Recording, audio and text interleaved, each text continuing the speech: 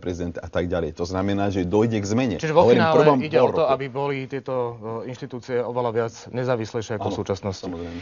S tým ale dá sa povedať, súvisí aj nárast extrémizmu, s tou nedôverou v štát a v jeho fungovanie.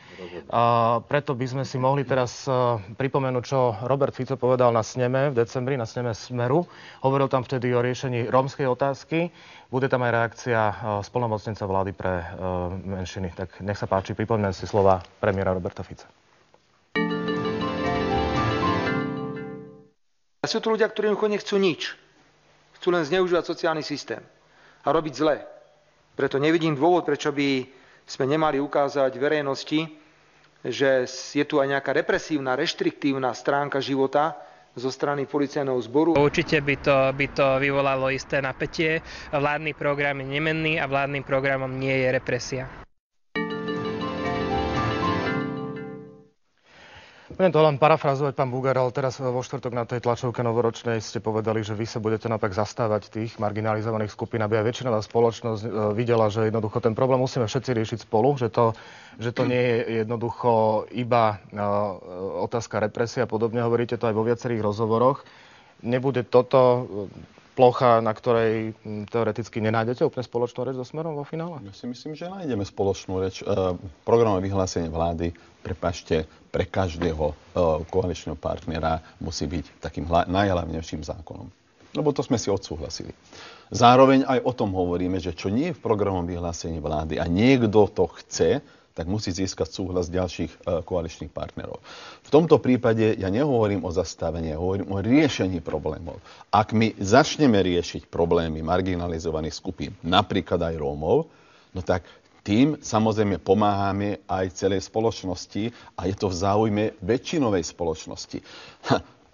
Keď bude oveľa viac detí chodiť, už rómskych detí, do škôl, ponúkneme prácu, však teraz sa prijíma ďalší návrh, ktorý hovorí o tom, že ak štát ponúkne cez svoje úrady prácu a niekto to odmietne, vypadne zo sociálneho systému. Druhá vec je, viete, čo si pamätám, pán Búgar? Pred pár týždňami, mesiacmi, no jednoducho na jeseň, bol hosťom relácie Jan Richter a pýtal som sa otvorene, že či ten Róm, lebo bola to už taká téma, že sa na to pripravoval svojím spôsobom, sa nestretne s diskrimináciou. On povedal veľmi otvorene a vlastne veľmi ľahko, jednoducho, že áno, Rómovia sa stretávajú na pracovnom trhu s diskrimináciou.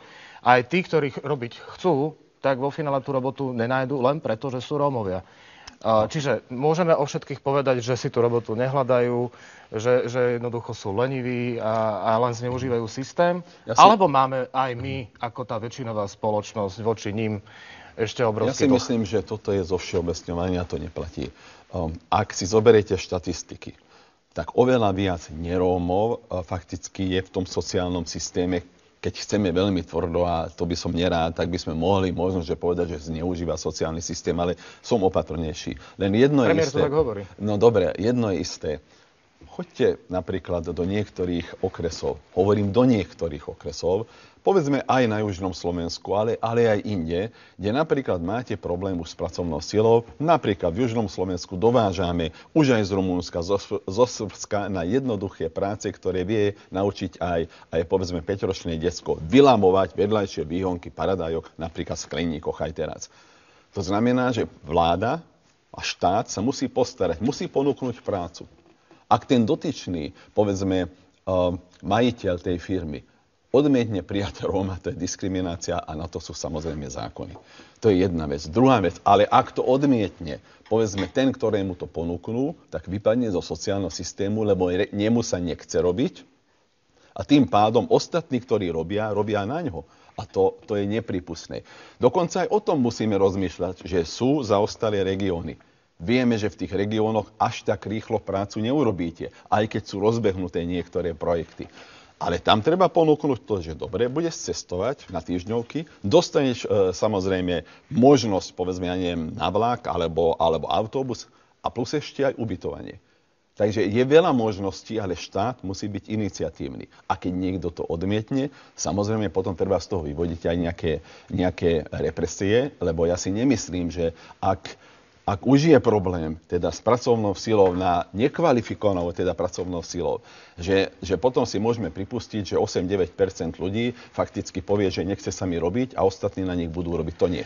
Hej, toto je problém, ktorý voláme dlhodobá nezamestnanosť, dlhodobo problém. V žiadnej vláde sa to v zásade nepodarilo poriadne vyriešiť s tým, že klesá nám počet nezamestnaných a to sú naozaj už takmer historické čísla, ide nám to dobre, lenže narážame ako keby na ten limit a konečne sme začali riešiť evidentne tento problém. Takže, pán Kollár, čo hovoríte na plány vlády? Viete čo, ja by som tunak ešte rýchlo reagoval, však samozrejme je to plán vlády, ale ja nesúhlasím s pánom kolegom v jednej veci, že tunak zneužíva systém viacej majoritná... To som povedal úvodzovka. No, áno, úvodzovka, takže to... A vieme to vôbec? No, takže ja by som to... Sú na to nejaké štatistiky, ktoré... Že koľko ľudí je v sociálnom systéme, áno, sú. Áno, ale nevieme ich rozlíšiť podľa plus minus sa dá. Dobre, takže ja by som to teraz chcel ako zhodnotiť.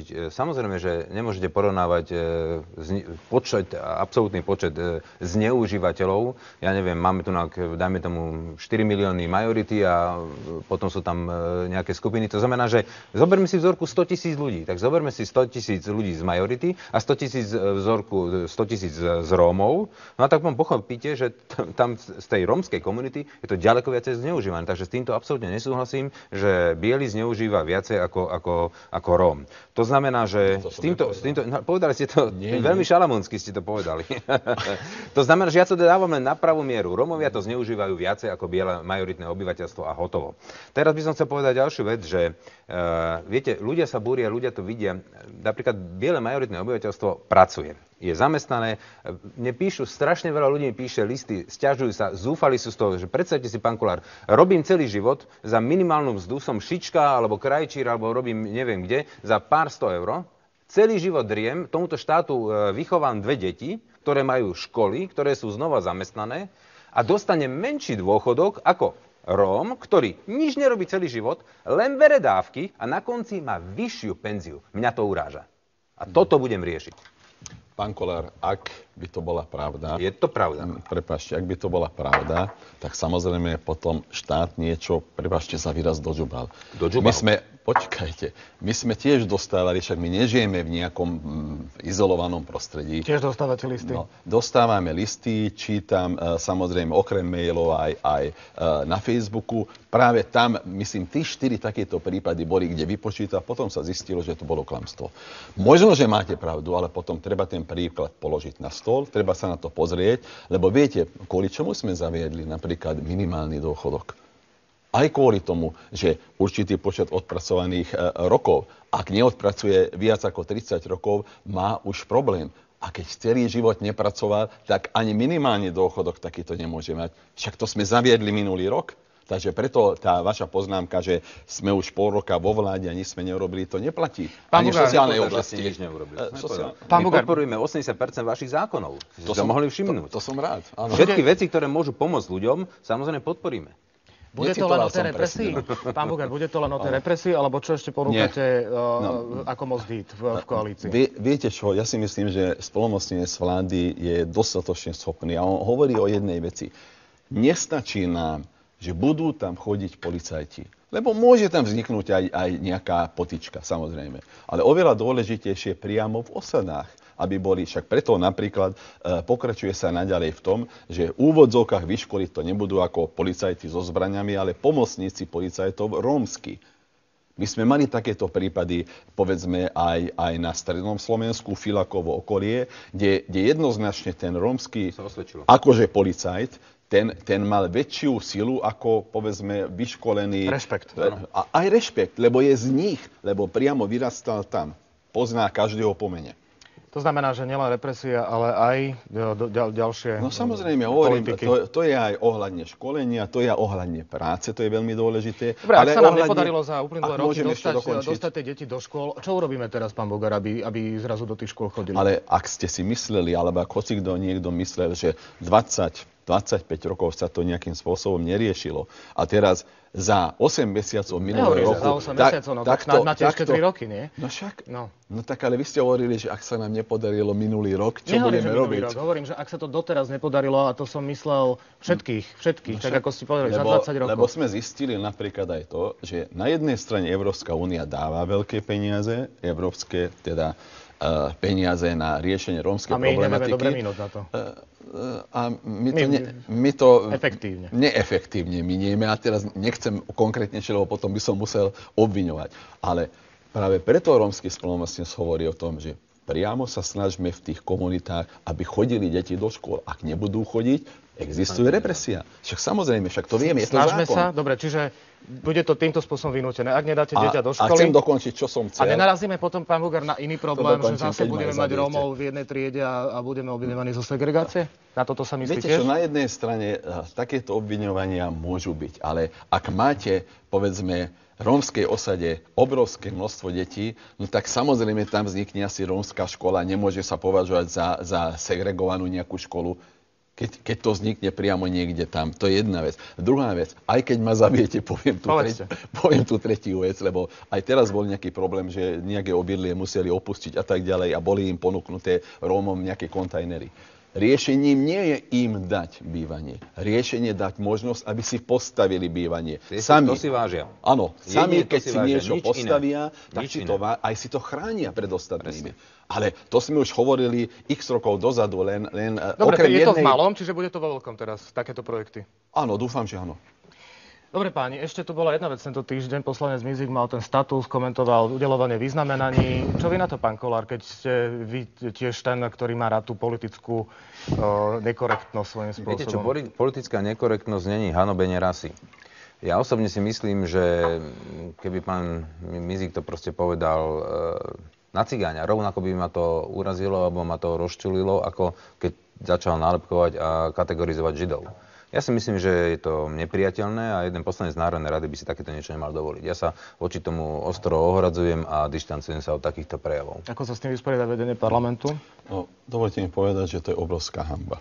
To, že dostávame samozrejme listy a upozornenia, že toto nepatrí do Európskej únie, to je jedna vec. Ale keby to povedal nejaký holohlavý, vymalovaný, vytetovaný človek, nič nepoviem. Ale povedal to viac ako 50-ročný učiteľ. Dnes sme sa mi dostali, že poslanec Národnej rady, ktorý dokonca je vzdelaný, takýmto spôsobom sa vyjadrí. Samozrejme to veľmi tvrdo odsudzujem. Ja si myslím, že parlament má obmedzené možnosti. To znamená, že samozrejme môže disciplinárne konanie, zaplatie pokutu, ale to je stále málo. To, čo ale robíme, a to je to, čo sme prijali minulý rok, ten zákon o extrémizme.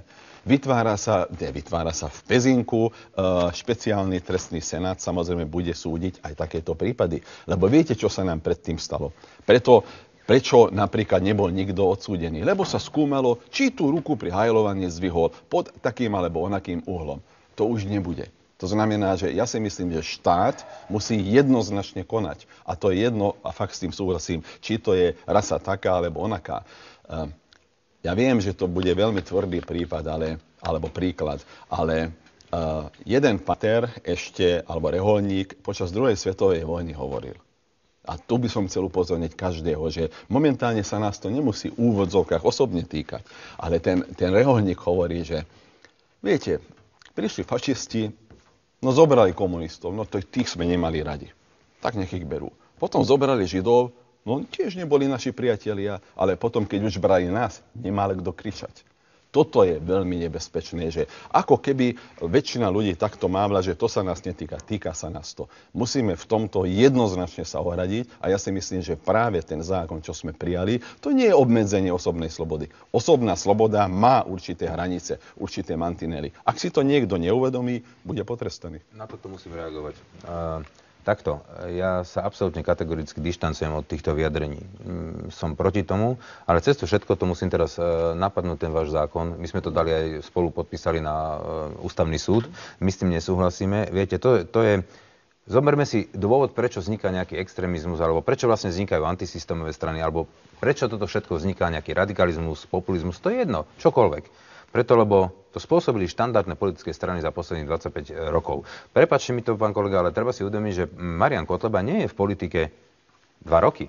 Marian Kotleba točne 14 rokov je v politike, alebo sa snaží v politike, ale bol zanedbateľný, marginálny, nič. Lebo tá situácia, tá spoločenská objednávka tu nebola pred 14 rokmi. Mal 0,0%. A tak to bolo celých 14 rokov. Ale Situácia v spoločnosti je už tak neudržateľná, keď vidíte, čo sa tu deje, minister urobí nejaký problém, neodstúpi, skutok sa nestal, korupcia neexistuje. Ľudia sú už tak naštvaní, že toto je, ja dávam za vinu štandardnej politike, ktorá toto vytvorila, túto situáciu v štáte. Ľudia to cítia a preto preferujú úplne inú zmenu. Rozumiete ma? To znamená, že zoberte si tak, že náraz nejakého extrémizmu je spôsobené nami. No a teraz povedzme si ešte to B, čo som chcel povedať, reagovať na to. Ja si nemyslím, že by sme mali riešiť pána Mizika spôsobom a teraz ho zavrieme za jeden výrok. Ešte cez to všetko kategoricky sa dištancujem o tom. Je to nepriateľné, ale začať zatvárať za názor, aj keď špatný, si myslím, že je veľmi choré. Lebo to je kladivo na čarodejnice, pán kolega. Jedného dňa ten zákon môžeme použiť a zneužiť, keď budeme vo vláde voči vám. A budete ešte veľmi prekvapení, jak vás budeme hnať s tým. To znamená, že, počkajte, to je veľmi nebezpečná vec. Extrémizmus neodstránite ešte väčším extrémizmom, že príjeme zákon a začneme všetky zatvárať a určovať, kto je ten špatný a kto je ten Boh, ktorý bude hovoriť, to sa smie, to sa nesmie. Viete, on môže mať názor, aj keď špatný. Je to jeho špatný názor. Ja s ním nesúhlasím, ale podľa nejakého zákona ho teraz začať naháňať a zatvárať za to, že má tento zlý nejaký názor. Ja som proti tomu, aby sme to týmto spôsobom riešili. Ja skôr by som bol za to, aby sme ako politici odstránili ten problém, prečo ľudia sú takto náchylní, alebo prečo sa uchyľujú k radikalizmu, alebo k nejakým iným formám. Dobre, a to sa dá teda ako? Normálnym spravovaním štátu, a s tým, že budeme proste sa pozerať v prvom rade na ľudí, nesmiete sa im... No druhá vec je, že sa budeme pozerať... Prepáč, ja som si všimol, že sa smejete, tak ospravedlňujem sa. Že proste sa budeme pozerať na ľudí. A keď tí ľudia budú cítiť, že proste ten štát normálne funguje, no tak potom nebudú mať chuť počúvať takéto názory. Ale koalícia hovorí, že práve je to hrádzou proti extrémizmu a fašizmu a že robí takú politiku, aby im brala tie zbrane z rúk. Čiže nie je to tak. Represie, ďalší extrémizmus, na extrémizmus. A kde skončíme? Pán kolega, podľa mňa vy neviete, o čom hovoríte. Ale viem veľmi dobre. Neviete, lebo na jednej strane hovoríte, že represie, alebo teda extrémizmus na extrémizmus. Toto je extrémizmus? Áno, keď vy budete vo vláde, ináč potom, ja neviem, nebudem, ale minimálne toto budem robiť, lebo to, čo sa robilo minulý rok... No podľa toho zákona tam nemusíte sedieť a toto robiť.